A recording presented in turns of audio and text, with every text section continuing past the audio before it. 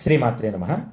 వినాయకుడి పూజ వినాయక చవితి రోజున చేసుకోవడానికి కుదరకపోతే, ఆటంకం వస్తే, అడ్డు వస్తే ఏం చెయ్యాలి అంటే, ఆటంకం పూర్తయిపోయినటువంటి రోజున, ఈ నవరాత్రుల్లో అయితే, ఈ 9 రోజుల్లో అయితే ఆటంకం ఏ రోజు పూర్తయిపోతుందో ఆ రోజు చేసేసుకోవచ్చు. ఉదాహరణకు ఆడవాళ్ళకి ఇబ్బంది వచ్చింది, వినాయక చవితి కుదరలేదు, అందుకని ఆడవాళ్ళకి ఇబ్బంది అయిపోయినటువంటి 5వ రోజున, 4 రోజులు 3 రోజులు ముట్టు, 4 రోజులు తొలి స్నానం, 5వ రోజు మారు స్నానం కదా, 5వ రోజు చేసేసుకోవచ్చు. అలాగే ఏదన్నా పురిటిమయిలో ఎవరన్నా చనిపోవడం అయిపోతే కనుక ఏ రోజు శుద్ధి అవుతుందో ఆ రోజు చేసేసుకోవచ్చు నవరాత్రుల్లో అయితే.